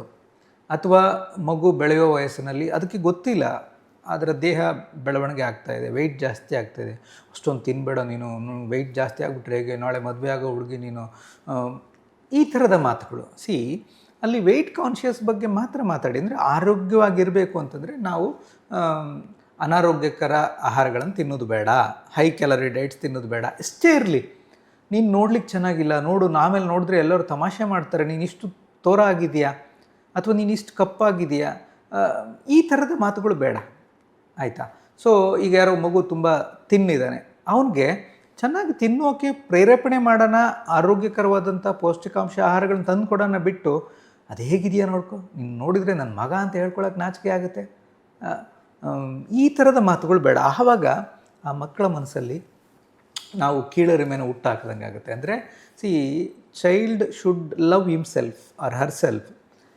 ಅದಕ್ಕೆ ಆ ಆಲೋಚನೆ ಬರೋವರೆಗೂ, ನನ್ನನ್ನು ನಾನು ಇಷ್ಟಪಡಬೇಕು ಅಂತ ಆಲೋಚನೆ ಬರೋವರೆಗೂ ಯಾರೋ ಅವ್ರಿಗೆ ಹೇಳಬೇಕು ಐ ಲವ್ ಯು ಅಂತ. ನೀನಂದರೆ ನನಗಿಷ್ಟ, ನೀನು ಹೆಂಗಿದೆಯೋ ಹಾಗೆ ನನಗಿಷ್ಟ, ನೀನು ದಪ್ಪ ಇದೆಯಾ, ನೀನು ಕುಳ್ಳಕ್ಕಿದೆಯಾ, ನೀನು ಎತ್ತರ ಇದೆಯಾ, ನೀನು ಹೆಂಗಿದೆಯಾ ಹಾಗೆ ನನಗಿಷ್ಟ ಅಂತ ಯಾರೋ ಹೇಳಬೇಕು. ಅದು ನಮ್ಮ ಪೇರೆಂಟ್ಸ್ ಆಗಿರಬೇಕು. ಸೊ ಇನ್ಯಾರನ್ನೋ ನೋಡಿಕೊಂಡು ಸೋಷಿಯಲ್ ಮೀಡ್ಯಾದಲ್ಲಿ ಕಂಪ್ಯಾರಿಸನ್ ಮಾಡ್ಕೊಳ್ಳೋವಂಥ ಮಕ್ಕಳ ಬೇಸರಗಳು ಆಗಲೂ ಇರುತ್ತೆ, ಯಾವಾಗ ಅಪ್ಪ ಅಮ್ಮ ಅವ್ರನ್ನ ಇಷ್ಟಪಟ್ಟರು. ಆದರೆ ಶ್ರುತಿಯವರು ಹೇಳಿದಾಗೆ ಅದು ಹೆಚ್ಚಿನ ತೊಂದರೆಗೆ ಹೋಗೋದಿಲ್ಲ. ಅಂದರೆ ತುಂಬ ಕೀಳರಿಮೆ ಮಾಡಿಕೊಂಡು, ಬೇಸರ ಮಾಡಿಕೊಂಡು, ಇವತ್ತಿನ ದಿನಗಳಲ್ಲಿ ನಾವು ನೋಡ್ತಾ ಇದ್ದೀವಿ, ನನಗೊಂದಷ್ಟು ಲೈಕ್ಸ್ ಬರಲಿಲ್ಲ ಅಂದ ತಕ್ಷಣ ಫ್ರಸ್ಟ್ರೇಷನಿಗೆ ಹೋಗ್ತಾರೆ, ಆತ್ಮಹತ್ಯೆ ಆಲೋಚನೆಗಳು ಮಾಡ್ಕೊಳ್ತಾರೆ, ನನ್ನನ್ನು ಯಾರೂ ಇಷ್ಟಪಡ್ತಿಲ್ಲ. ಆ್ಯಕ್ಚುಲಿ ಅವರ ಸೋಷಿಯಲ್ ಮೀಡ್ಯಾದಲ್ಲಿ ಇರ್ತಕ್ಕಂಥವ್ರೆಲ್ಲ virtual friends, in reality they have better friends ಅಥವಾ ಬೆಟರ್ ಫ್ಯಾಮಿಲಿ ಮೆಂಬರ್ಸು. ಅದು ಯಾವುದೂ ಗಮನಕ್ಕೆ ಬರದೆ ಐ ಆಮ್ ಎ ಫೇಲ್ಯೂರ್ ಅನ್ನೋ ಭಾವನೆಗೆ ಹೊರಟೋಗ್ತಾ ಇದ್ದಾರೆ, ಅವ್ರಿಗೆ ನೋವು ಮಾಡ್ಕೊಳ್ತಾರೆ, ಅವ್ರಿಗೆ ಹಿಂಸೆ ಮಾಡ್ಕೊಳ್ತಾರೆ. ಸೊ ಇದು ಆಗಬಾರ್ದು ಅಂತಂದರೆ ಮಕ್ಕಳಿಗೆ ಸಣ್ಣ ವಯಸ್ಸಿನಿಂದ ದ ವೇ ಯು ಆರ್, ನನಗದು ಮ್ಯಾಟ್ರ್ ಆಗಲ್ಲ, ನನಗೆ ನೀನು ಹೇಗಿದ್ದೆ ಹಾಗೆಯೇ ನನಗಿಷ್ಟ ಅನ್ನುವ ಭಾವನೆಗಳನ್ನು ಮಕ್ಕಳಿಗೆ ನಾನು ಹೇಳ್ತಾ ಹೋಗಬೇಕು, ಅದನ್ನು ತಿಳಿಸ್ತಾ ಹೋಗಬೇಕು. ಮಗುಗೆ ನನ್ನ ಬಗ್ಗೆ ಅಮ್ಮನಿಗೆ ಬೇಜಾರಿಲ್ಲ, ನನ್ನ ಬಗ್ಗೆ ಅಪ್ಪನಿಗೆ ಬೇಜಾರಿಲ್ಲ, ಫ್ರೆಂಡ್ಸ್ ತಮಾಷೆ ಮಾಡಲಿ, ಫ್ರೆಂಡ್ಸ್ ಅವನು ವೆಯ್ಟ್ ಬಗ್ಗೆ ತಮಾಷೆ ಮಾಡ್ತಾರೆ, ಹೈಟ್ ಬಗ್ಗೆ ತಮಾಷೆ ಮಾಡ್ತಾರೆ, ಇನ್ನೊಂದ್ರ ಬಗ್ಗೆ ಮಾತಾಡ್ಬೋದು. ಆದರೆ ಪೇರೆಂಟ್ಸ್ ಆಗಿ ನಾವು ಅದನ್ನು ಆ್ಯಕ್ಸೆಪ್ಟ್ ಮಾಡ್ಕೊಂಡಿದ್ರೆ ಆಲ್ರೆಡಿ ನಮಗೆ ಬೇಜಾರಿಲ್ಲ, ಹೇಳ್ತಾರೆ ಏನು ಮಾಡೋದು, ನೀನು ದಪ್ಪ ಇದೆಯಾ ಅದಕ್ಕೆ ಹೇಳ್ತಾರೆ ಅಂಥೇಳಿ ನಾವು ಅವ್ರ ಜೊತೆಗೆ ಸೇರ್ಕೊಳ್ಳೋ ತರಕ್ಕೆ ಆಗಬಾರ್ದು. ಯಾರು ಒಪ್ಪಿದ್ರು ಬಿಟ್ಟರು ಅಮ್ಮ ನನ್ನ ಜೊತೆಗಿದ್ದಾರೆ ಅನ್ನೋ ಭಾವನೆ ನಾವು ಕೊಟ್ಟರೆ ಸಾಕು. ಓಕೆ, ಇನ್ನೊಂದು ಪೋಷಕರು ಮಾಡುವಂಥ ಬಿಗ್ಗೆಸ್ಟ್ ಮಿಸ್ಟೇಕ್ ಏನಂತ ಹೇಳಿದ್ರೆ, ಬಿಡು ನಿಂಗೆ ಅದಾಗಲ್ಲ ಬಿಡು, ಈ ಸರ್ತಿ ಮಾರ್ಕ್ಸ್ ತೆಗಿತೀಯ ನೀನು, ಇಲ್ಲ ಆಗಲ್ಲ ಬಿಡು ನಿನಗಾಗಲ್ಲ, ಸ್ಪೋರ್ಟ್ಸಿಗೆ ಹೋಗ್ತೀಯ ಬೇಡ ಅದು ಬಿಡು, ಅದು ನಿಂಗೂ ಆಗಲ್ಲ. ಅಂದರೆ ಮಗುಗಿಂತ ಫಸ್ಟ್ ನಾವೇ ಡಿಸೈಡ್ ಮಾಡ್ತೀವಿ ಅದಕ್ಕೆ ಆಗುತ್ತಾ ಆಗಲ್ವಾ ಅಂತ. ಕರೆಕ್ಟ್, ದೊಡ್ಡ ತಪ್ಪು. ನಿಜವಾಗ್ಲೂ ಒಂದು ಮಾತಿದೆ, ಏನಂದರೆ the way you talk to your children will become their inner voice ಅಂತ. ನಾವು ಮಗು ಹತ್ರ ಹೇಗೆ ಮಾತಾಡ್ತೀವಿ ಅದು ಅವರ ಅಂತರ್ಧ್ವನಿ ಆಗುತ್ತೆ. ನೀವು ಮಗುಗೆ ಪ್ರತಿನಿತ್ಯ ಯುವರ್ ಮೈ ಹೀರೋ, ಈ ಪ್ರಶ್ನೆ ಎಷ್ಟು ಟಫ್ ಇತ್ತು, ಕೂತ್ಕೊಂಡು 1 ಗಂಟೆ ಕೂತು ಮಾಡೇ ಬಿಟ್ಟೆಲ್ಲ ನೀನು. ಸೊ ಆ ಪ್ರಾಸೆಸ್ನ ನಾವು ಅಪ್ರಿಷಿಯೇಟ್ ಮಾಡಿ ಹೇಳ್ತೀವಿ, ಯು ಆರ್ ಮೈ ಹೀರೋ. ನಾನು ಇಡೀ ದಿನ ಸುಸ್ತಾಗಿ ಬಂದಿರ್ತೀನಿ, ನೀನು ನೋಡಿದ ತಕ್ಷಣ ನನಗೆ ಫುಲ್ ಖುಷಿಯಾಗಿಬಿಡುತ್ತೆ, ನಾನು ಸುಸ್ತೆಲ್ಲ ಹೊರಟೋಗ್ಬಿಡುತ್ತೆ, you are my champion, you are my hero, you are my champion, ನೀನಂದರೆ ನನಗಿಷ್ಟ, ಎಷ್ಟು ಚೆನ್ನಾಗಿ ಕಾಣ್ತಿದೆಯೇ ಇವತ್ತು. ಈ ಮಾತುಗಳು ಹೇಳ್ತಾ ಇದ್ದರೆ the child will become hero some day, the child will become champion some day, because somebody believed in him. ಅದು ಬಿಟ್ಟು ನಿನ್ನ ಹಣೆ ಬರ ಇಷ್ಟೇ, ನೀನು ಉದ್ಧಾರ ಆಗಲ್ಲ, ನಿನ್ನ ಮುಖ ನೋಡ್ಕೊ, ನಿನ್ನ ರೂಮ್ ನೋಡ್ಕೊ, ನಿನ್ನ ಮಾರ್ಕ್ಸ್ ನೋಡು, ನೀನು ಖಂಡಿತ ಲೈಫಲ್ಲಿ ಉದ್ಧಾರ ಆಗಲ್ಲ ಹೇಳಿದರೆ ಖಂಡಿತ ಅವನು ಉದ್ಧಾರ ಆಗಲ್ಲ. ಯಾಕೆ ಅಂದರೆ ಸಣ್ಣ ವಯಸ್ಸಿನಿಂದ ನೋಡಿ, ಈ ಮಕ್ಕಳು ಬೆಳೆದು ದೇ ಬಿಕಮ್ ಆಫೀಸರ್ಸ್. ಅವರು ವೈದ್ಯರಾಗ್ಬೋದು, ಟೀಚರ್ಸ್ ಆಗ್ಬೋದು, ಲಾಯರ್ಸ್ ಆಗ್ಬೋದು, ಏನೋ ಆಗ್ಬೋದು, but they will not be confident.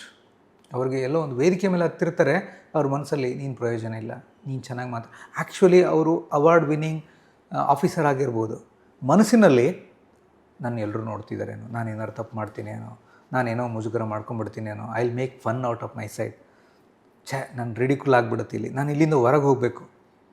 So ಹೊರಗೆ ಯಾರಿಗೂ ಕಾಣಲ್ಲ, they have achieved something in life, but actually ಒಳಗಡೆ ನಾನು ಚೆನ್ನಾಗಿಲ್ಲ ಅಂತ. ಅದು ಶುರುವಾಗಿದ್ದು ಬಾಲ್ಯದಿಂದ. ಆ ತಪ್ಪನ್ನು ನೀವು ಹೇಳಿದಾಗೆ ಯಾವ ಪೋಷಕರು ಮಾಡಬಾರ್ದು. Accept as they are. See, do no harm. ಪೇರೆಂಟಿಂಗಲ್ಲಿ ನಾವು ಅವ್ನಿಗೆ ಒಳ್ಳೇದು ಮಾಡ್ತೀವೋ ಬಿಡ್ತೀವೋ, ಅಟ್ಲೀಸ್ಟ್ ಕೆಟ್ಟದನ್ನು ಮಾಡೋದು ಬೇಡ ಅಲ್ವಾ. ಈಗ ನೀನು ಒಳ್ಳೆಯವನು, ನಿನ್ನಿಂದ ಆಗುತ್ತೆ, ನೀನೇನು ಬೇಕಾದ್ರೆ ಸಾಧನೆ ಮಾಡ್ತೀಯ ಹೇಳೋಕ್ಕಾದ್ರೆ ಹೇಳಿ, ಇಲ್ಲಾಂದರೆ ಪರವಾಗಿಲ್ಲ, ನಿನ್ನಿಂದ ಏನೂ ಆಗಲ್ಲ, ನಿನ್ನ ಹಣೆ ಬರ ಇಷ್ಟು ಅಂತ ಹೇಳಕ್ಕೆ ನಾವು ಯಾರು ಅಲ್ವಾ. ಬಹುಶಃ if I am wrong correct ಮಾಡಿ, ಓಜೆ ಸ್ಯಾಮ್ಸನ್ ಅಂಥೇಳಿ ಒಬ್ಬ ಫುಟ್ಬಾಲ್ ಆಟಗಾರ. ಅವನಿಗೆ ಕಾಲಿಗೆ ವಿಟಮಿನ್ ಡಿ ಡೆಫಿಷಿಯನ್ಸಿ ಆಗಿರುತ್ತೆ, ಪೋಲಿಯೋ ರೀತಿಯ ತೊಂದರೆ ಆಗಿರುತ್ತೆ, ಅವನಿಗೆ ಸರಿಯಾಗಿ ನಿಂತ್ಕೊಳ್ಳೋಕ್ಕೂ ಬರಲ್ಲ. ಅವನು ಆ ಟೈಮಲ್ಲಿ ಅವ್ರ ಅಮ್ಮನ ಹತ್ರ ಹೇಳ್ತಾನೆ, ಅಮ್ಮ ನಾನು ಫುಟ್ಬಾಲ್ ಪ್ಲೇಯರ್ ಆಗಬೇಕು ಅಂತೇಳಿ. ಆಚೆ ಈಚೆಯವ್ರು ಆದರೆ ನಿಂಗೆ ತಿನ್ನೋಕ್ಕೆ ಕೂಳಿಲ್ಲ, ಮನೆಯಲ್ಲಿ ನಿಂತ್ಕೊಳ್ಳೋಕ್ಕೆ ಶಕ್ತಿ ಇಲ್ಲ, ನೀನು ಫುಟ್ಬಾಲ್ ಆಡ್ತೀಯ ಅಂಥೇಳಿ. ಬಟ್ ಅವನು ಒಂದು ದಿನ ಆ ಚಾಲೆಂಜಿಂದ ಅವರಮ್ಮ, ಆಯಿತಾ ಅದಕ್ಕೇನು ಮಾಡಬೇಕು ಹೇಳಿ ಮಾಡಿಸ್ತೀನಿ ಅಂಥೇಳಿ ದಿನ ಅದಕ್ಕೆ ಬೇಕಾದಂಥ ತರಬೇತಿ ಕೊಡೋಕ್ಕೆ ಶುರು ಮಾಡಿದ್ಮೇಲೆ ಈ become world famous football player. ಅಥವಾ ತೇನ್ ಸಿಂಗ್ ಮನೆ ಸುತ್ತಮುತ್ತ ದಿನ ಕುರಿಗಳನ್ನೆಲ್ಲ ಇಟ್ಕೊಂಡು ಸಣ್ಣ ಪುಟ್ಟ ಬೆಟ್ಟ ಗುಟ್ಟಗಳನ್ನು, ಅಮ್ಮ ನಾನು ಇವತ್ತು ಆ ಬೆಟ್ಟ ಹತ್ತು ಬಂದೆ, ನಾನು ಈ ಬೆಟ್ಟ ಹತ್ತು ಬಂದೆ ಅಂತ ಹೇಳ್ತಿರ್ಬೇಕಾದ್ರೆ ಅವರಮ್ಮ ಕರೆದು, ಆ ಸಣ್ಣ ಪುಟ್ಟ ಬೆಟ್ಟಗಳು ಎಷ್ಟೊಂದು ಜನ ಹತ್ತಿ ಹಿಡಿತಾರೆ ನೋಡು, ಅಲ್ಲಿ ಕಾಣ್ತಾ ಇದೆಯಲ್ಲ ಅದನ್ನು ಹತ್ತು ನೀನು ಅಂತ ಹೇಳಿ ಅವನಿಗೆ ಪ್ರೋತ್ಸಾಹ ನೀಡಿದ್ದಕ್ಕೆ ಅವನು ಒಂದಿನ ಎವರೆಸ್ಟ್ ಹತ್ತಿಬಿಟ್ಟ. ಸೊ ಇದು ಎಲ್ಲ ಪೇರೆಂಟ್ಸಿಗೆ ಇದು ಸಾಧ್ಯ ಇದೆ. ವಿಶ್ವೇಶ್ವರಯ್ಯನ ತಾಯಿ ಬಗ್ಗೆ ಎಲ್ಲರೂ ಪ್ರಸ್ತಾಪ ಮಾಡ್ತಾರೆ, ನೋಡು ಮಗ, ಈ ಮಂಡ್ಯ ಸುತ್ತಮುತ್ತ ಜನ ಎಲ್ಲ ಎಷ್ಟು ಕಷ್ಟಪಡ್ತಾರೆ, ಇವ್ರಿಗೆಲ್ಲ ಕುಡಿಯೋ ನೀರಿಗೆ ಏನಾದ್ರು ವ್ಯವಸ್ಥೆ ಮಾಡಬೇಕಪ್ಪ. ಆ ಸಣ್ಣ ಮಗುಗೆ ಹೇಳಿದ್ದಾರೆ, ಇವನು ಇಷ್ಟು ಜನರಿಗೆ ಕುಡಿಯೋ ನೀರಿನ ತಾತ್ವಾರ ನೀನು ತಡಿಬೇಕು, ನೀನು ಮಾಡಬೇಕೇನಾರು ಅಂತ ಹೇಳಿದ್ದಕ್ಕೆ ಇವತ್ತು ನಮಗೆ ಏನು ವಿಶ್ವೇಶ್ವರಯ್ಯ ಸಿಕ್ಕರು. ಈ ಶಕ್ತಿ ನಿಮ್ಮ ಮಾತಿಗಿದೆ, ಪೋಷಕರಿಗೆ ಮಾತಿಗಿದೆ, ಅದನ್ನು ಬಳಸ್ಕೊಳ್ಳಿ ಅಲ್ಲ. ನಿಜ.